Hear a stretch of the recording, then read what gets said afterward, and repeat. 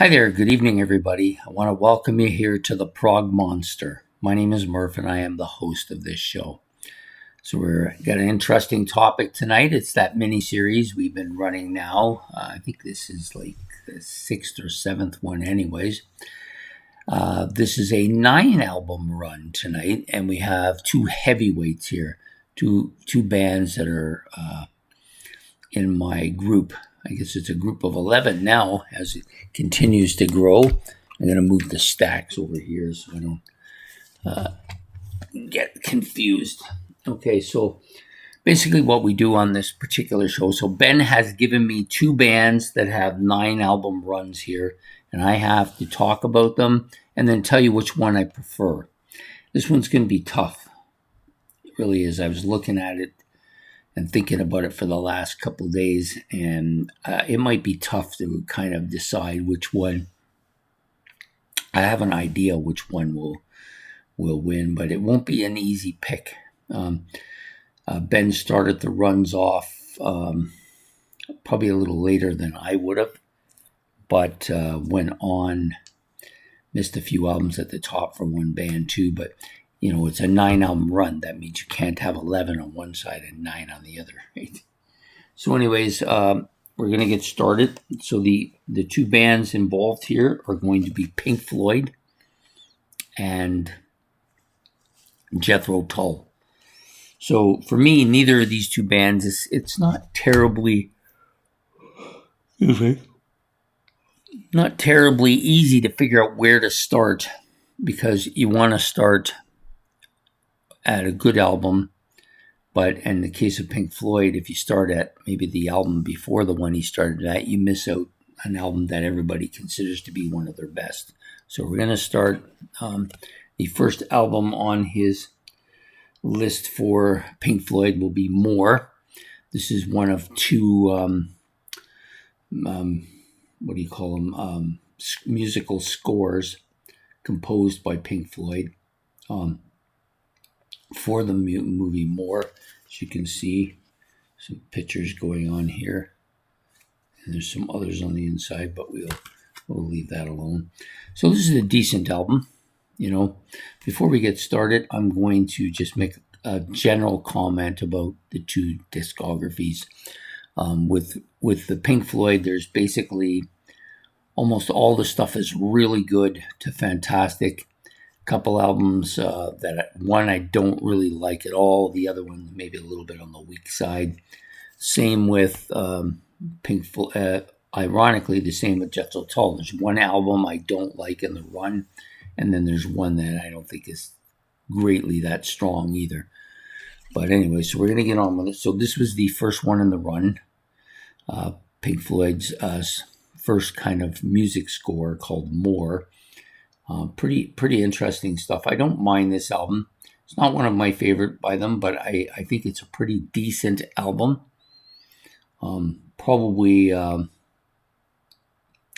It's probably passable. So this is one of the ones that I was talking about. It's a little on the weak side, but not terribly so. So this is the first one in the run. The next one out on the run is this one, Amagama. This is the one I don't like. I don't think much of this album. I guess if I listen to it enough, it might change, because it has happened a couple times with Pink Floyd with me. Some of their albums I haven't liked, and it kind of got away from it. Now, I don't mind the live album part of this, Astronomy Domain, Careful with That Axe, Eugene, Set the Controls for the Heart of the Sun, and Saucer Full of Secrets. Decent live album. The studio album I'm not that crazy about. So Amagama, the only thing I like about this is that they keep moving people around and taking a picture, going into a picture, going into a picture, going into a picture. It's kind of interesting. So, and the inside, of course, picture of the drum set and Roger Waters there. So, and I think it actually opens a little further up, sorry. So you got the band, and then you got the rest of the members over here on this side, or actually all 4 of the members. So this is Amagama. That's the second one. Number 3 is going to be an album I like a lot, one of my favorite Floyd albums, and this is Atomic Atom Heart Mother, their 5th studio album. I'm not sure what the cows are all about, but again, opens up into a book form. Pretty interesting. I like this album quite a bit. I know that the members of Floyd kind of shit on the album a bit, but I have nothing but like for this album, both sides, quite a bit. So Atom Heart Mother is number 3. Next up, this is an album that I didn't initially like. I had a hard time with it. But ever since I got the Pompeii, Live at Pompeii, this has really taken off for me. I've seen it in a totally different light. I like this a lot now. It's come on very much for me. Maybe of the first 4 that we've done, it might end up being the best. Great bookend albums here. And then the stuff in the middle, I kind of like it. I know other people knock on it a bit, but I kind of like it. I do like the album cover quite a bit, although I'm not quite sure what the hell is going on there. But it's pretty interesting. And then you've got, of course, the inside picture here. So Echoes is on this album as well. So this is metal. Echoes in One of These Days opens the album, and then Echoes ends it. But the stuff in the middle, like I said, pretty damn good stuff too. And then they go to another music score, but this one, they were so pissed off at the artist, they didn't even bother telling what the movie score was. What was the movie and the score? They just called it Obscured by Clouds. There's a picture of it there, obscured. This is good, and I know it's basically a little bit choppy in places, but really like all the stuff on here quite a bit. So this is Obscured by Clouds. This would be their 7th album. So their 8th album, of course, is one of the legendary rock albums in history, Dark Side of the Moon, a near perfect album. Everything tying together so well. Just creates an absolute mesmerizing story that goes from the beginning to the end with no breaks, tied together by hordes of sounds and different things. Really well executed album. My favorite Pink Floyd song is on here, Time, as well. So it's a fantastic album. Those first 3 opening tracks really moving the song into the direction they want to go. Time is great. That Great Gig in the Sky is great. Money is the other big kind of hit on the album. And probably my least favorite song on the album, just because I think it gets too much play. Us and Them is fantastic, of course. Any Color You Like, Brain Damage, and Eclipse to finish it off. Excellent. This is not the original cover. I prefer the original cover, but this is the one I'm with. Next up, we've got Wish You Were Here. Many people think this is their best album. Can't argue with it. It's got 5 fantastic songs. I actually never owned this album until recent years, but every song on it gets played regularly throughout rock radio, and even the stuff that wasn't getting played, I would still hear it on playlists at work and stuff like that. So Shine On You Crazy Diamonds, part 1 and 2, which bookend the album, and then you've got, to me, 3 fantastic middle songs. Welcome to the Machine, maybe one of my favorite Pink Floyd songs. Have a Cigar and Wish You Were Here, all fantastic tunes. This is a great album. Wish You Were Here. Their 9th studio album. Their 10th studio album is probably my favorite Pink Floyd album. Has been for some time. I got this album back in 2006. It was a big album for me that year. Ironically, the album that I think was the bigger album that year was a Jethro Tull album, which we'll get to when we get to that discography. So this is great. Everything on here is fantastic. Probably my favorite part is Dogs, but I do like all 3 of the pigs things, and the sheep one is good too. So yeah, really strong kind of Orwellian kind of cover going on there as well. So that's their 10th studio album. And then their 11th studio album, many people feel is their best album, Pink Floyd's The Wall. I don't share that that love of this album. In fact, this album kept me from Pink Floyd for decades because I never liked this album when it came out. Thought this was overrated, simplistic, poppy kind of crap. yeah, I had a great opinion of it. I like it much more now that I've had a lot of years with it. And in recent years, since I've actually owned the album, I've listened to it a little bit. There's still a bit too much filler on here for me, but some of the stuff the good stuff on here is like really good, among my favorite Floyd stuff. So, yep, I'm going to give it a higher rating than I would have if I'd done this 3 years ago. I think it's still a pretty solid album. So that's it for Floyd. Now we're going to move to the other guys. So we'll start off with turning it upside right so they can get to it. So the first one, I would have started with Stand Up because I love that album. But Ben has chosen to start with their third studio album, Benefit. This is a pretty solid album, though.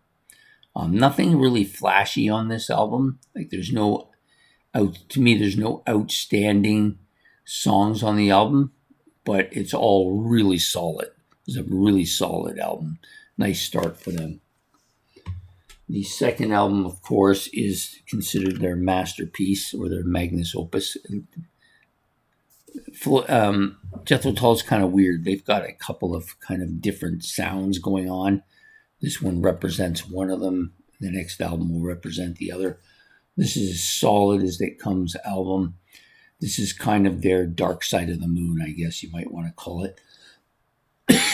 But Aqualung, the title track, Cross-Eyed Mary, really strong songs. My favorites on the album, Mother Goose,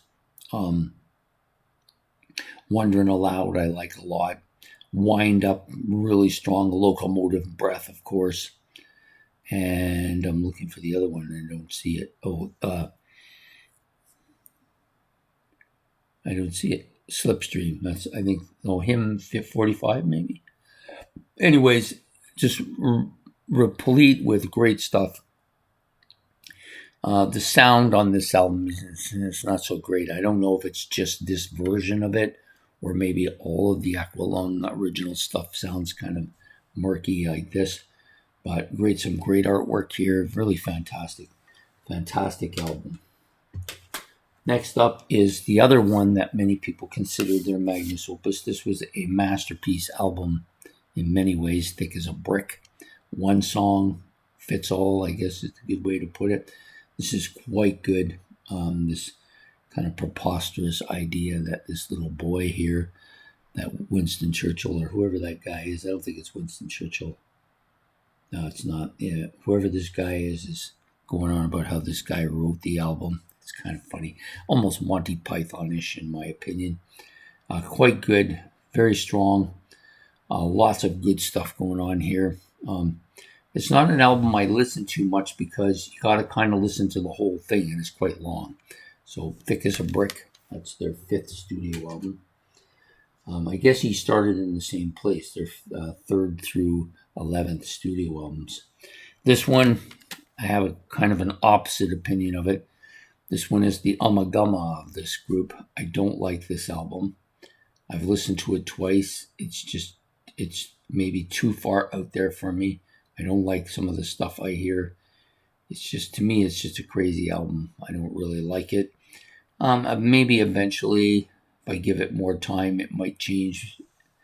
I might change my opinion on it, but as it sits right now, I just really don't like it at all. Passion Play. So next up is their sixth studio album. This one I like quite a bit. War Child. It's a recent years album for me. I didn't have it for the longest time, but it has a lot of really good stuff on it. The opening title track, of course. Queen and Country is good. Backdoor Angels is good. Of course, Skating Away on the Thin Ice of a New Day, one of the best Jethro Tull songs. Bungle in the Jungle, that could be like a top 5 for me all time. The third Hurrah is really good too. So this is, to me, really solid. The good thing about this one, because it's a kind of remastered album, it also has some bonus tracks on it, and the bonus tracks are really good too. really strong stuff in the bonus track. So War Child by Jethro Tull again. I believe we're up to that was their 7th album, I believe. So this is their 8th. This one is one of my favorite Tull albums. I think it's probably top 2, maybe top 3. Hard to say, but I think it's definitely my second favorite.